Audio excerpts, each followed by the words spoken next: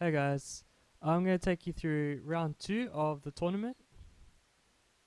And I was playing the black pieces against Charlie, he was playing the white pieces, and this is how it started. Dun, dun, dun, dun. And here, I bring my queen out, attacking the knight twice. Now, knight to b5 would have been pretty testing, because then there's no good way to defend his pawn, besides maybe moving the king, losing castling rights. Instead he just defends the knight. Bring the bishop out. He defends it again. So 1, 2, 3, 1, 2, 3, all fine. Move my queen to the side, making room for my knight to come out and attacking the pawn, and making sure the bishop can't get out. Here was another good chance for him to play knight to b5 and make life hard for me. Instead, he brings the queen out to defend his pawn. Nice square. I attack the queen, and now he offers a queen trade. I don't want to accept it and open up his rook. And I thought for a while here, there's a few options, but I played a move that looked interesting to me. Yeah. Now one idea is this pawn is free, but if he takes it, defends it, brings his queen back, then I win this pawn for free. Well, actually before that, trade these off. Then win this pawn's open too, hard to defend. And, well, this position just looks very good to me. Okay, so that's out. Also with this move I'm attacking his bishop. He can't move his bishop, or he can move his bishop, but that just gives me extra time. So instead, as you see, he defends this pawn which has been attacked. Okay, cool. Now I bring this knight out, and here was a chance for him to strike. He could have taken his pawn now, and my queen is no longer defending the bishop here. So therefore, he's attacking my bishop too, so I move it and attack the queen. But the queen comes here now, and the difference is this pawn ain't free anymore.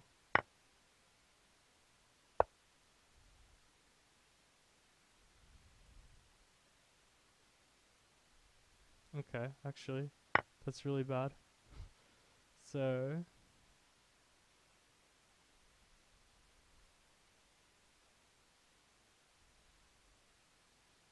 right, move the defender, then take the knight. And here's this upper piece then. Okay. So yeah, that was his chance to take the pawn. Instead he just brings the bishop out. So now I decide to trade. I wanted to do it anyway. And he should have taken back with the queen here. Instead, he opens my rook up and doubles his pawns. So I don't understand that. Now, he's got weaknesses here, like these two pawns. So I'm looking for ways to attack him. And I'm looking at the move d6 to stop this pawn moving. And I should have played that. But instead I played b6 because I want to get the bishop on this pawn too. But he should have definitely here just pushed the pawn. There was nothing stopping him from pushing it. Well, this pawn does get attacked, but it can be defended with even the king. That seems okay. So he wants to threaten this, so I just defend it. And he brings the knight back to the same spot. So I get a free move. I bring the bishop out. He defends the pawn.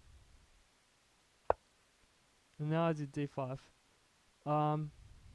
In hindsight, I wouldn't play this move because I'm opening up my king when it's exposed because the rook can be on the same file straight away. I should have just played rook to e8 and attack the pawn again. So yeah, this move is not recommended. He just took it. I take back, trade, and he pushes the other pawn. This already is getting a bit hairy for me. The king is lined up with it, so I pin it. However, he solves both problems, or he solves the problem with the king, and now there's some real nasty pressure. There's 3 pieces in the way. However, the knight can move and check my king, and if this knight and his bishop's gone, well then it is a check. So my best option would be to take this knight, because then no matter what he does, he's got to block up this file. I'll show you why. Well, with the pawn, that pawn will block the file, and this pawn blocks the file. So no matter what, that's the safe option. That's what I should have played. Instead, I took this pawn. I thought, free pawn. And he took back with the bishop. But if you look at the score, suddenly it's equal. However, if he took with a knight, I was in big trouble. Well, right now he's up a piece, so I have to win it back somehow. And if I take this knight, this is suddenly open. And the trick is he doesn't abuse it straight away. Instead, he attacks this bishop again. So now this is attacked twice. And if I capture this bishop, double check, so I have to move my king away. Can only move it here, and then my rook's undefended. So that's just garbage. So I can't take the bishop. It's been attacked twice. Yeah, that just runs into check. And this is attacked 3 times. So this series is hopeless. So I can't take that knight. This one, as you can see, defend this, attack this again. That's just over. So yeah, if he took back with the knight, I was in big trouble. But he took with the bishop. And I took back. And I think, what's the difference now? Now the knight takes back. The rook takes. And there's no good discovered check. This is why I calculated. He can't really do anything that productive with this knight. Like, where does it go? It can win the bishop, but it's just a trade and I get ugly pawns, but okay. So he does check me. He goes in here and I scurry back. Now he does a good move, because my rook is pretty much forced to trade. If it doesn't, he's got 2 rooks that can come down. So yeah, I gotta trade it. And here I miss a good move. The move was king to b7. Just getting rid of this knight, because I didn't appreciate how much of a problem this was gonna be with the rook coming down and the knight. So yeah, I had to do this. Instead, I decided I want to munch a pawn. Okay. Brings this pawn up. I'm like, alright, whatever. Take that.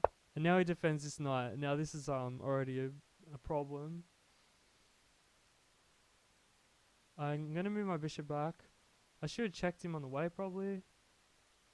Not a big issue. I bring it back here. And now he brings the rook down. So I got to move it to defend my rook. And he's got a check. And I didn't see this move. I didn't appreciate the danger. But this move is recommended. Then the rook takes. Oh wait, not that one.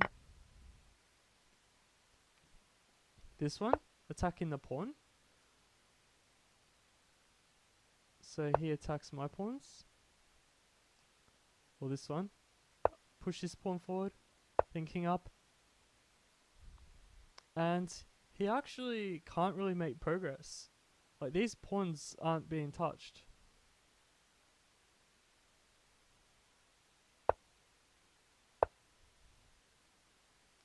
So this position is probably drawn. So that was a saver for me if I did that. Instead, I did the more natural thing with my king. And here he could get a draw straight away. I was scared he was going to draw me at this point. That's how naive I was. I thought he'd just come back and then draw me. And that's a draw because this perpetual check. But he didn't. He went for an advantage. Took pawn with check. Again, I have to move. Took bishop check. Duh. And here I thought for a while. And surprisingly, he took my rook and traded. And that was very lucky for me. Because if he goes here instead, like I have to move my king back. Then he takes a pawn. He might win another one. So I got to get my rook out. That move isn't recommended. Yeah. There. He can even check again.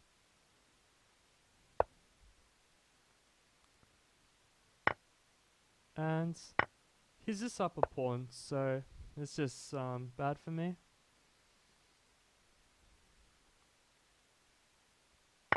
Anyway, he took the rook instead. So I take his rook.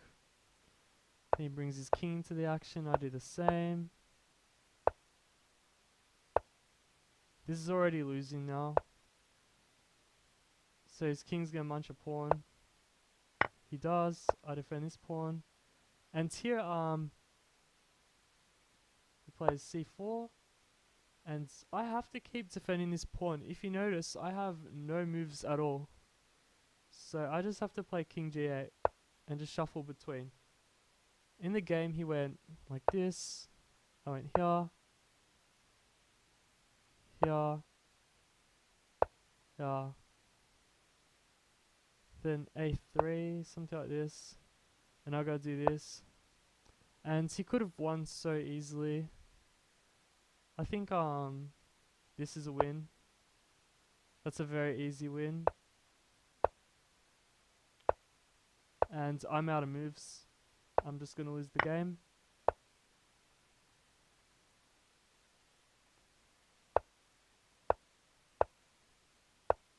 It's over. He's gonna promote and win. Alright, we'll go back. But instead, so that was the easy win. Just get behind my king. However, he did this. It's my move. And I brought my king, something like this. And he checked my king and moved like here.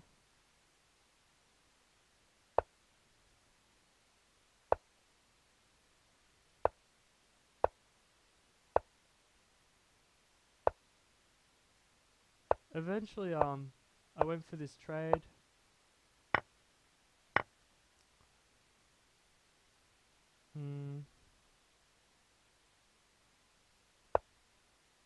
Yeah, I made a really bad move here too. If I went, this is funny, if I went like this, it would have been a draw. But one square down to f5 is a loss. The difference is, here, well, I'm going to push this pawn obviously.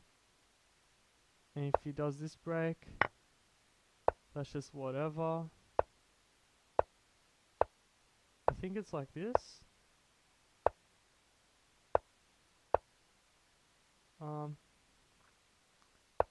Or maybe it's the A pawn.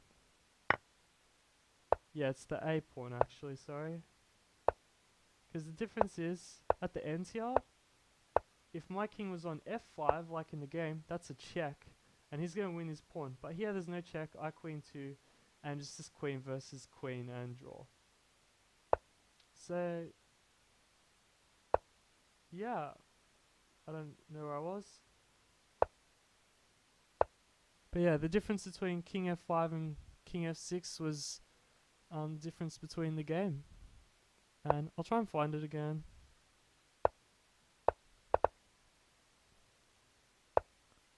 I don't know. It's not that interesting. The other one with king f5 involves a breakthrough, a takes, and then he marches the pawn up. At the end though, he actually ended up losing the game when he could have drawn the game a few times. I actually ended up getting a queen and slowly pushing for a second queen. But I'm not going to show you that because, this game was an easy draw and even a loss at some points. I'm just lucky I survived and won. But yeah, that's that.